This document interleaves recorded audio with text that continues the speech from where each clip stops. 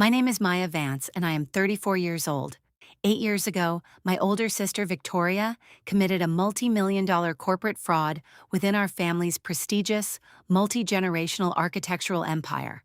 And through a masterfully orchestrated web of forged digital trails, manufactured evidence, and calculated tears, she convinced my parents that I was the sole perpetrator who almost destroyed their legacy. That single devastating lie didn't just cost me my career, it cost me my entire existence.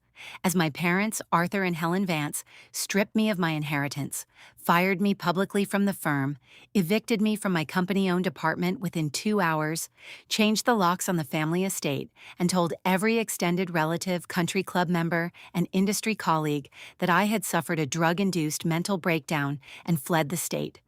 For 8 brutal, agonizing years, I was a ghost to the people who shared my blood, completely erased from the family tree, missing every holiday, being ignored on my birthdays, and surviving in total exile.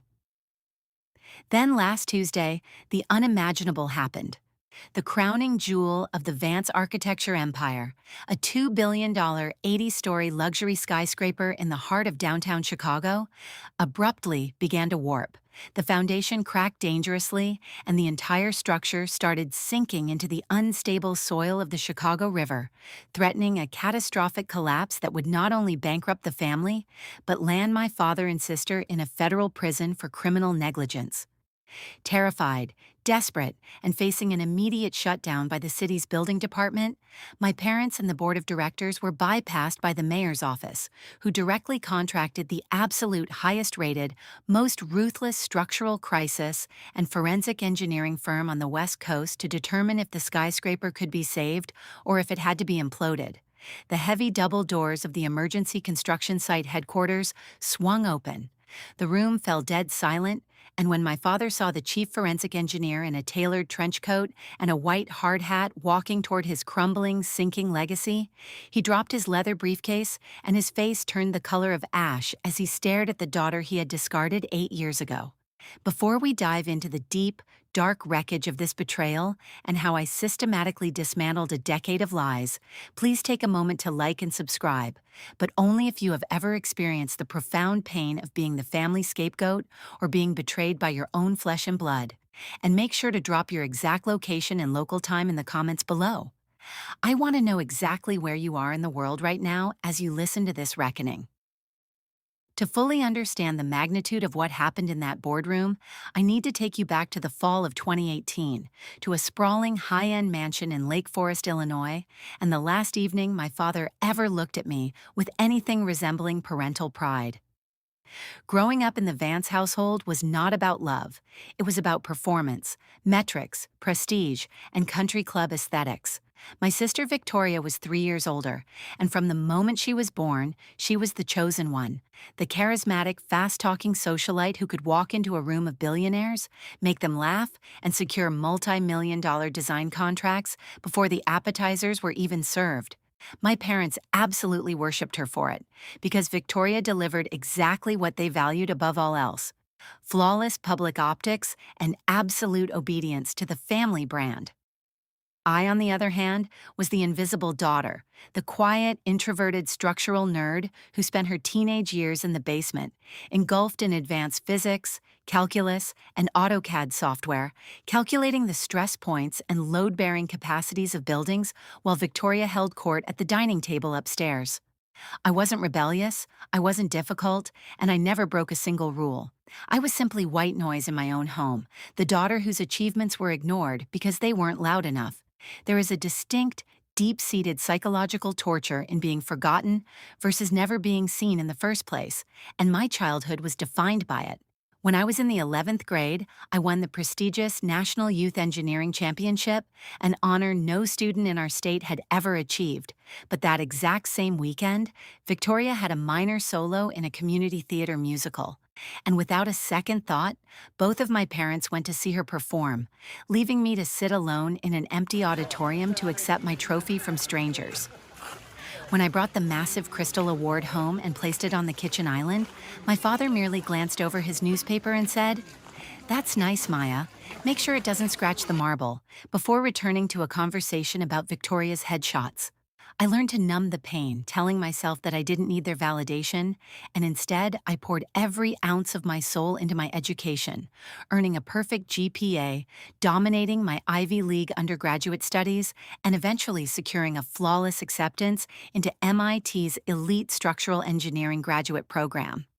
For one brief, shining moment, the spotlight shifted, and when the acceptance letter arrived on a silver tray in our foyer, my father looked at me, truly looked at me for the first time in 22 years, and said, "Maybe you actually carry the Vance DNA after all." It wasn't a real compliment, it was a conditional acknowledgement of my utility to his empire, but to a starved child, it felt like oxygen, and I held onto it with everything I had. But that single moment of attention was the catalyst for my destruction, because that was the exact day Victoria realized that her invisible little sister was becoming someone who could no longer be ignored, and she immediately began calculating how to eliminate the threat. That summer of 2018, the firm had secured its largest project to date, the Grand Waterfront Pavilion in Boston, a high-stakes, heavily publicized structure featuring a massive, daring, cantilevered glass roof that required absolute structural precision. I was the lead junior engineer on the technical calculations, while Victoria was the executive project manager handling the budgets and client relations. 2 months into the project, my world cracked open when my college roommate and closest friend, a girl named Sarah who had grown up in the foster care system and had no family of her own, was diagnosed with aggressive, advanced lymphatic cancer. Sarah was the only person who had stood by me during my brutal late-night study sessions, the only one who celebrated my achievements, and she had absolutely no support system. I immediately went to the managing partner of the firm, filed a formal, temporary 3-month leave of absence to serve as her legal medical caregiver, ensuring every piece of paperwork was filed, documented, and approved by HR, with my return date locked in for January. I moved into Sarah's tiny apartment, drove her to grueling chemotherapy sessions, held her hand through the midnight fevers, and managed her medication, entirely exhausted but completely dedicated to saving her life. Because I still naively believed that Victoria was the sister she pretended to be in public, I called her one night from the oncology ward, crying, exhausting my heart out, and explaining the exact timeline of my leave and where the project files were stored on my terminal. Victoria's voice on the phone was pure, unadulterated honey. She told me, "Oh my God, Maya, you are so incredibly brave. Take all the time you need for Sarah. I will handle everything at the office, and I won't say a word to Mom and Dad because you know how easily they panic over timeline changes." I thanked her through my tears, entirely unaware that I had just handed her the exact ammunition she needed to execute a flawless, corporate execution. 3 days later, while I was asleep in a plastic chair next to Sarah's hospital bed, Victoria struck. The cantilevered roof of the Boston Pavilion suffered a major structural sag during early construction, resulting in an immediate $2 million emergency stabilization cost and an investigative audit by the city. Victoria didn't panic. She utilized the disaster to her absolute advantage. She went into the company's server using my logged-in terminal, which she had accessed via a remote mirroring software she installed under the guise of helping me, and she altered the steel specification orders from premium grade to an inferior, cheap structural steel alloy. She then transferred $400,000 of the project's material surplus into a shell account she had secretly tied to a digital wallet in my name, and she generated a series of fake, frantic emails from my account to the suppliers, making it look like I was ordering the wrong materials in a state of erratic, drug-fueled paranoia. At 11:15 that night, my phone violently vibrated against the hospital tray.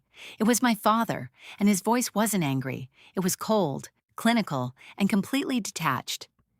He said, "Your sister showed us everything, Maya.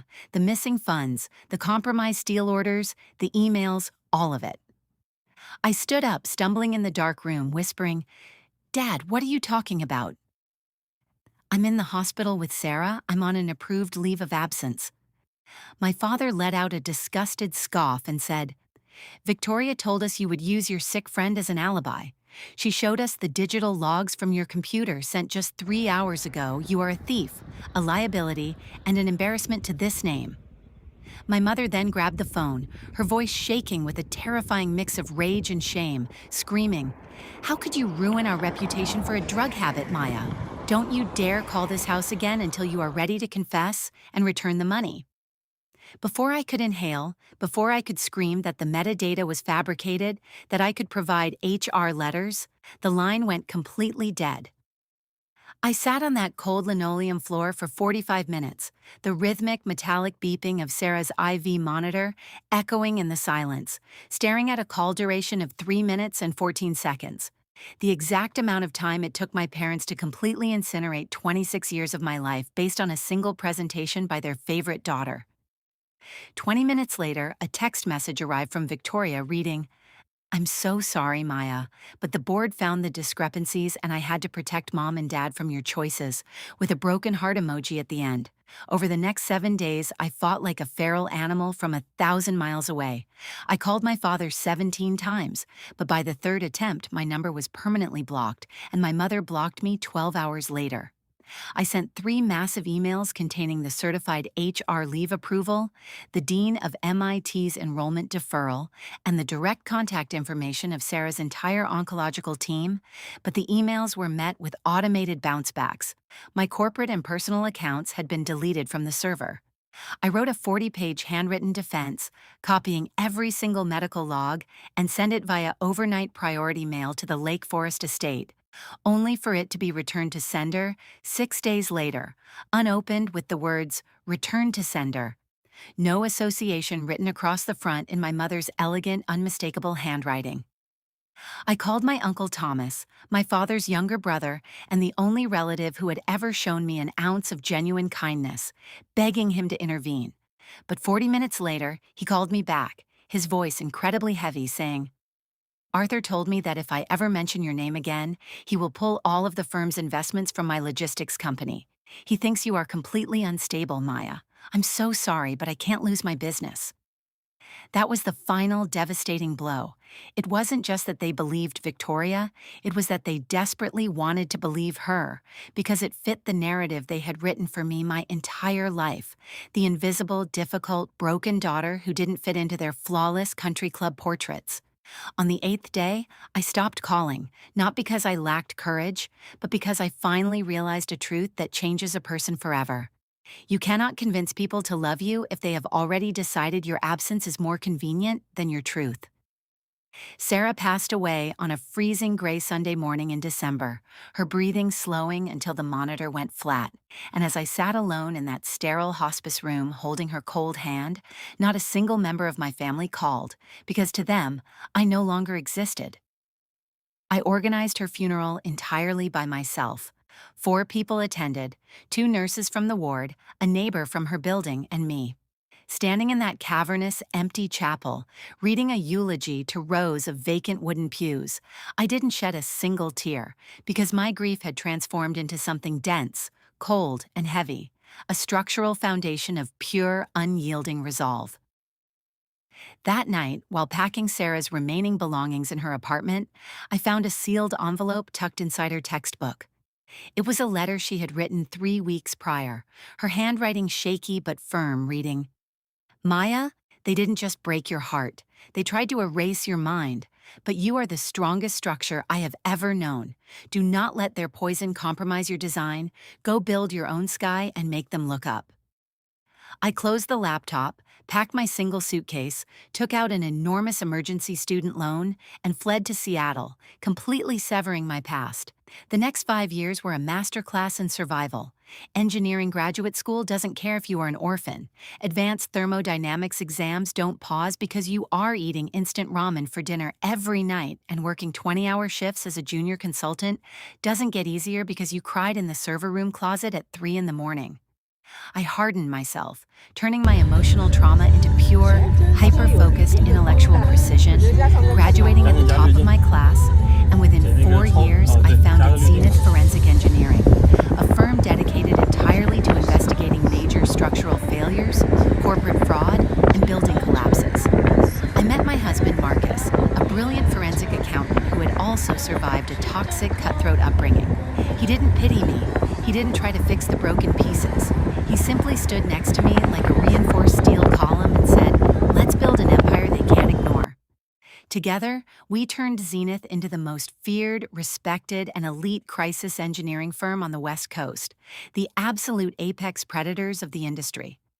I got married on a cliffside in Big Sur with only 12 people present, and my father-in-law walked me down the aisle.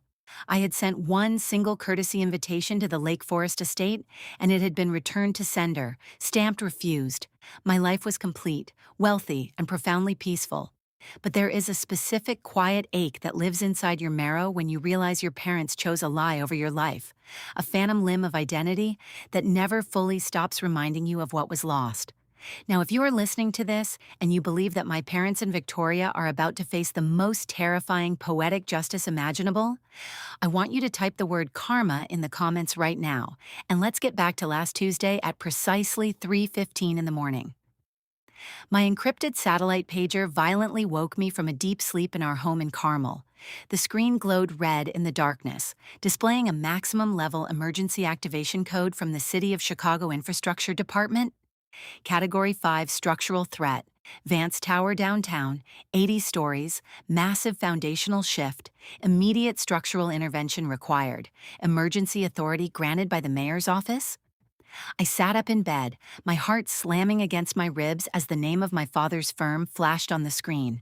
For 3 seconds, I wasn't the multimillionaire CEO of Zenith. I was that broken 26-year-old girl sitting on the hospital floor, listening to her mother tell her she was dead to the family. Marcus opened his eyes, looked at the pager, and then looked at me, his hand resting firmly on my shoulder, saying, "This is it, Maya. You are the only person in this country who can stop that building from falling, and you are the only person who can expose what they did. Go show them who you are." Within 45 minutes, I was on a private charter flight to Chicago, reviewing the blueprints, soil metrics, and real-time sensor data on my tablet. The structural failure was catastrophic. The main load-bearing caissons drilled into the bedrock were shifting because the concrete mixture used during construction was completely compromised, brittle, and laden with unauthorized chemical extenders to save money, exactly like the Boston Pavilion 8 years ago. I badged into the emergency command center at the base of the sinking skyscraper at 6:30 that morning, surrounded by city officials, FBI investigators, and terrified engineers. My team had already set up our mobile command center, and as I walked down the corridor toward the main boardroom, wearing my tailored charcoal suit, my custom white hard hat, and my gold-embossed credentials reading Dr. Maya Vance, Chief Forensic Engineer, I could hear my father's booming, panicked voice echoing through the glass walls. He was screaming at the city commissioner saying, "Do you have any idea who I am? I am Arthur Vance. We have built half the skyline of this city. I demand to speak to the head of the crisis firm. My daughter Victoria is the lead engineer on this project, and we do not need outside interference." I pushed the heavy oak doors open, the hinges letting out a loud, dramatic groan, and walked straight to the head of the conference table.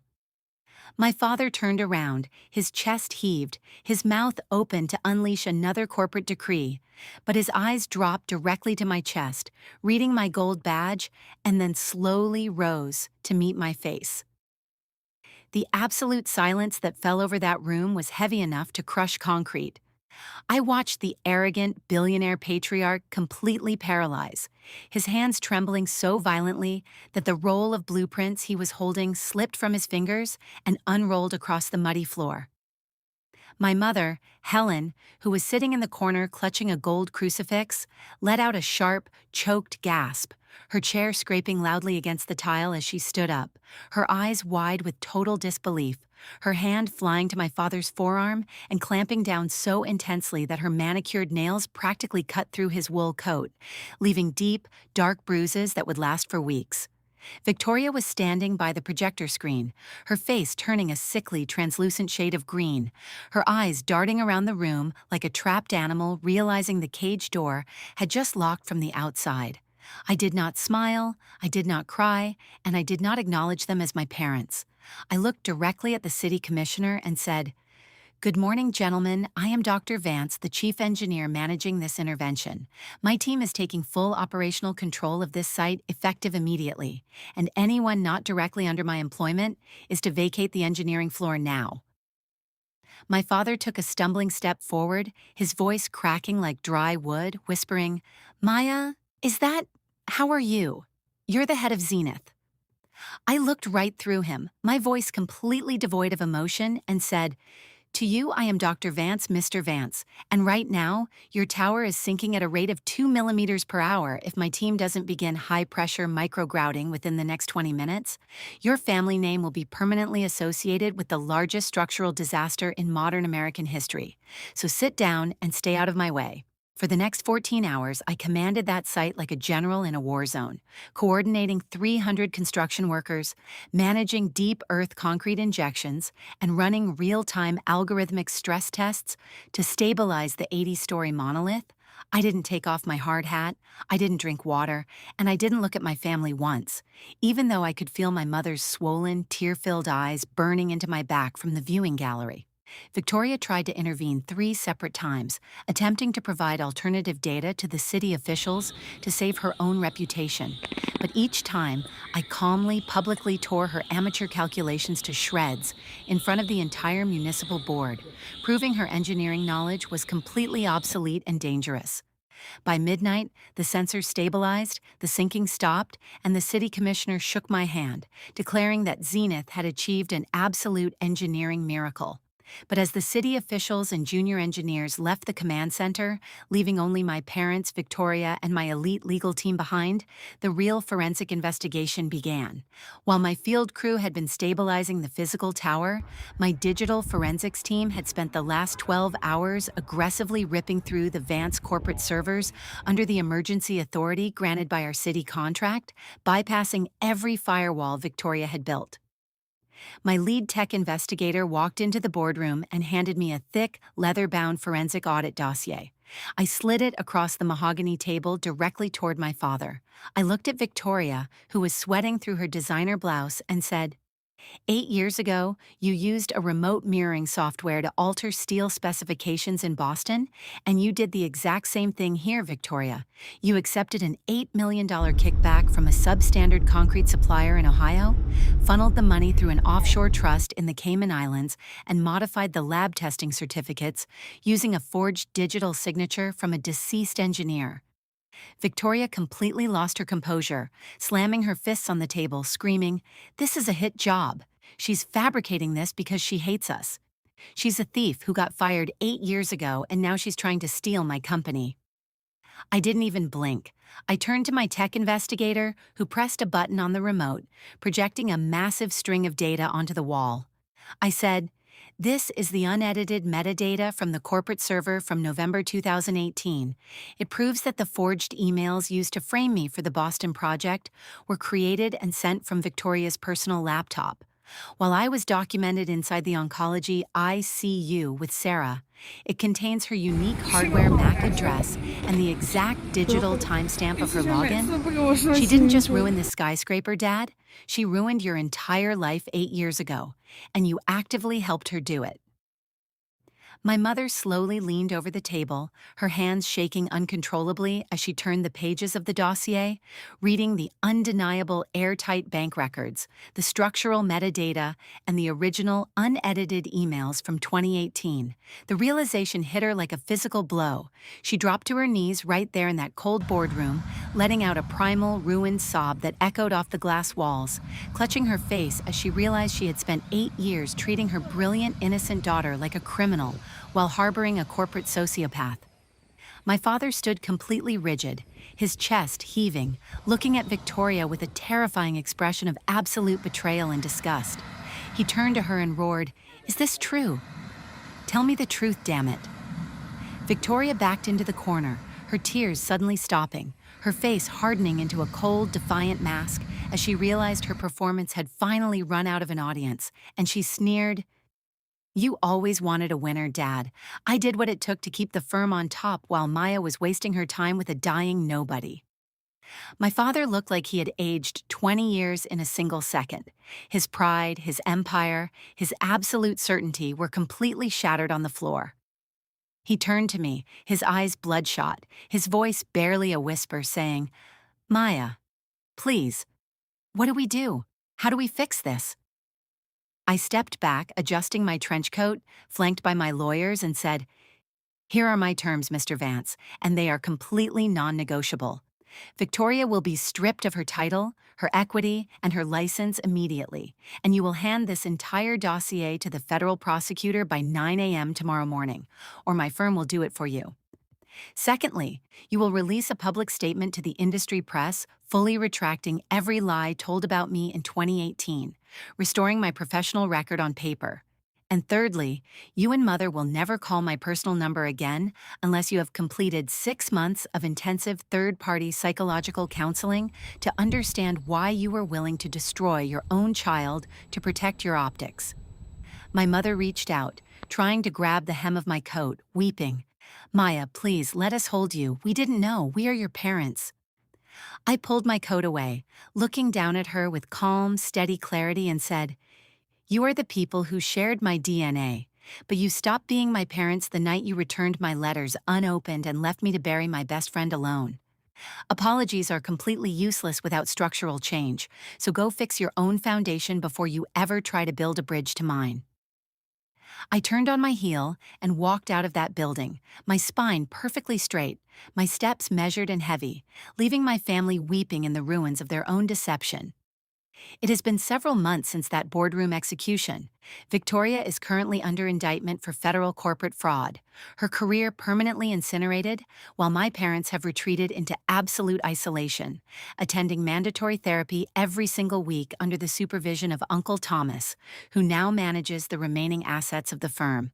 They mail me a letter every single Sunday, handwritten, filling pages with desperate, agonizing apologies, detailing every mistake they made and begging to know if they will ever be allowed to see their future grandchildren.